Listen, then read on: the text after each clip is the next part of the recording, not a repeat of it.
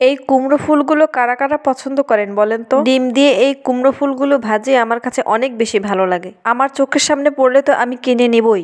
আর এই ফুলগুলো শীতের দিনেই বেশি পাওয়া যায়। আসসালামু আলাইকুম, কি অবস্থা সবার, কেমন আছেন? আজকের ব্লগটাও দুপুর থেকে শুরু করলাম। ছেলেকে নিয়ে সকাল সকাল ডাক্তারের কাছে গিয়েছিলাম, সেখান থেকে আসার পথে এগুলো দেখেছি। দেখে আর লোভ সামলাতে পারিনি, তাড়াতাড়ি রিক্সা থামিয়ে এগুলো কিনে নিয়েছি। আর বাসায় এসে আগে ধুয়ে এগুলো এখন কেটে নিব। এগুলো এখন আমি ডিম দিয়ে ভাজি করব। এই যে কত সুন্দর ফ্রেশ লাউ শাক পেয়েছি, এই লাউ শাকগুলো মাত্র 30 টাকা। এখানে কিন্তু অনেকগুলো লাউ শাক ছিল। আর লাউ শাকগুলো এত কচি ছিল, মাত্র গাছ থেকে পেরে নিয়ে এসেছে। কুমড়ো ফুলগুলো ভেজে না খাওয়া পর্যন্ত আমার ভালো লাগবে না, তাই এসে আমি সাথে সাথে কুমড়ো ফুলগুলো কেটে নিচ্ছি। আমি কিন্তু সকালবেলা রান্না করে গিয়েছি। ছেলেকে নিয়ে ডাক্তারের কাছে গিয়েছিলাম দুপুর 12টার দিকে।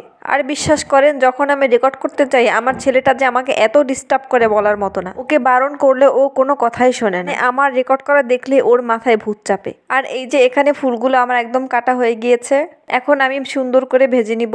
এগুলো আমি যেহেতু আস্তে আস্তে ধুয়েছি, তাই কেটে নেওয়ার পর আর ধোয়ার দরকার নেই। প্রথমে আমি তেল দিয়ে দিলাম, যেহেতু ফুল একদম অল্প তাই তেলও অল্প দিলাম। এই ফুলগুলো রান্না করার পর আরো অল্প হয়ে যাবে। আর আজকালকার এই নতুন পেঁয়াজগুলো দিয়ে তরকারি রান্না করলে আমার কাছে কেমন যেন তরকারি ভালো লাগে না, মানে তরকারিটা কেমন যেন একটা মিষ্টি মিষ্টি ভাব হয়। আর এই পেঁয়াজগুলো কাটতে গেলেও কিন্তু অনেক ঝামেলা হয়, শুধু বারবার পিছলিয়ে যায়। আর আমি কিছু কাঁচামরিচ কেটে দিয়ে দিব। আর এই কাঁচামরিচগুলো নিয়ে কোনো ঝাল নেই, মানে এগুলো যখন একটু বড় হয় তখনই মনে হয় সাথে সাথে ছিঁড়ে ফেলে, ঝাল হওয়ার জন্য আর অপেক্ষা করে না। এগুলো একটু ভালো করে আমি কষিয়ে নিব। আর এই যে আমি দুপুরে রান্না করে গিয়েছিলাম, এখানে করলা ভাজি করেছিলাম।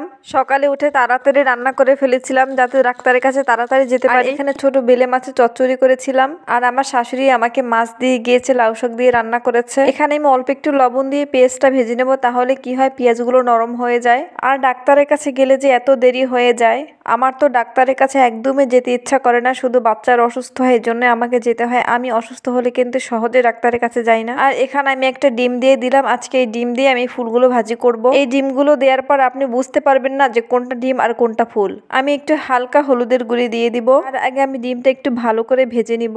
ডিমটা একটু ভালো করে ঝুরা ঝুরা করে ভাজতে হবে। আমি খুব তাড়াহুড়ো করে রান্না করছিলাম, কারণ প্রায় 4টা বেজে গিয়েছিল। তো আমার হাজবেন্ড রাগারাগি করছিল যে যা আছে তাই দিয়ে খেয়ে নাও, কিন্তু আমার তো মন মানছে না। অনেকদিন পরে এই ফুলগুলো দেখেছি, আমার তো খেতে হবেই। মনেরও একটা শান্তি বলে কথা বলেন।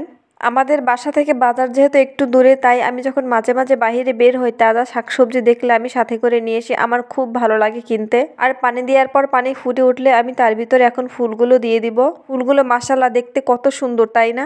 এই কুমড়ো ফুলগুলো খেতে যেমন মজা লাগে, দেখতে কিন্তু আরো সুন্দর লাগে। তো আমি ঢাকনা দিয়ে ঢেকে রেখেছিলাম, এখন উঠিয়ে দেখলাম যে সেদ্ধ হয়েছে কিনা। সেদ্ধ কিন্তু একদম হয়ে গিয়েছে, আর পানিটা টানেনি। আমি এখন শুধু পানি টানার জন্য অপেক্ষা করব, এর জন্য আরেকটু ঢেকে দিলাম। আর এই যে এখন আমার পানিটা একদম টেনে গিয়েছে। এখন আমি আস্তে আস্তে করে এগুলো ভেজে নিব। আর কালারটা যা দারুণ হয়েছে, ক্যামেরায় যদিও বোঝা যাচ্ছে না, বাস্তবে কিন্তু অনেক সুন্দর লাগছিল দেখতে, একদম সবুজ আর হলুদ।